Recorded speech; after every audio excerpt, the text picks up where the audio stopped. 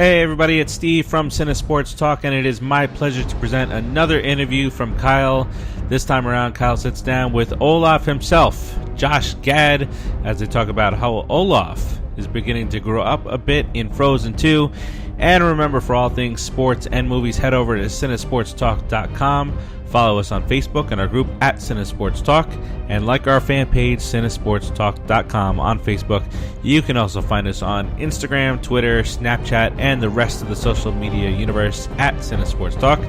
And finally, you can search Cinesports Talk wherever you listen to your favorite shows or podcasts, and find the Cinesports Talk radio network to listen to all of our shows, including Put It in the Books, The Nobodies, and the Just Too Sweet Show. So without further ado, here is Kyle along with Josh Gad. All right, I'm here with Josh Gad for Frozen 2. Thank you so much for joining me today. Pleasure to be here. Olaf's become this huge character now in Disney culture, and in this movie he sings about growing older and how he wants to learn more as he grows older. Why do you think he desires that so much? Well, I think, in the first film, Olaf was essentially a toddler. He was brand new to the world, and with that came a lot of naivete. He sang a song about summer, yes. Not realizing that summer would be completely detrimental, if not lead to his extinction. And so in this new film, he's starting to ask more complicated questions. He's starting to become a more mature child. And with that, he's really starting to understand that there aren't necessarily always easy answers to those challenging questions. Right. Well, he's essentially a newborn who's learning this world very rapidly. Is Yes. that how you approach the character? Well, in the first film, for sure. In this film, the way in that I found was right before we made the movie, my oldest daughter, Ava, who was 5 at the time, 8 now, she looked at us at the dinner table one day, and out of nowhere, she started bawling. Yeah. And we said, "Sweetie, what's wrong?" And she looked at us and she goes, "What if I don't want to grow up? What if I never want to be a grown-up?" I think we all have that moment. I think it's so traumatic that oftentimes we just forget it, put it off to the side. But that was my way into this particular version of Olaf. Yeah, you don't want to let go of your childhood because it's that comfortableness that you have to it. But and then one of the first song, I believe it was, there is a moment where Olaf looks into the camera basically and says, "And you're getting older too, or you look older too." Is that kind of like a wink to the audience? Like, we know that you've grown I've never up thought of it as that. I think it could be.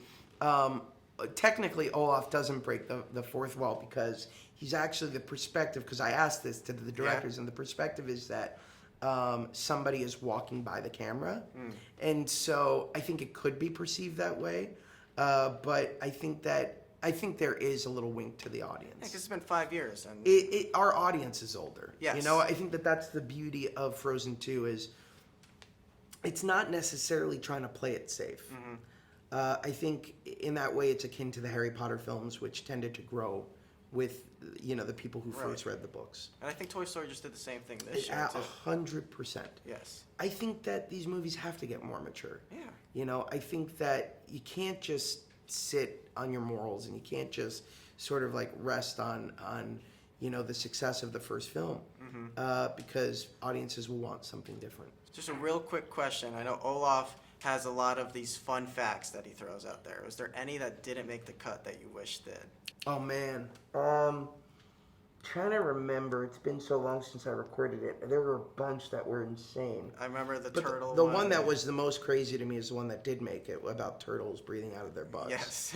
I had to ask that 5 times. I was like, this can't be a real fact. Like 100%.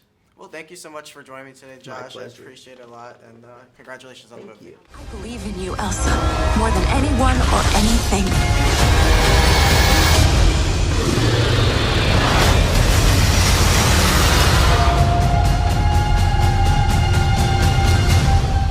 Quick question. Is the whole putting us in mortal danger going to be a regular thing?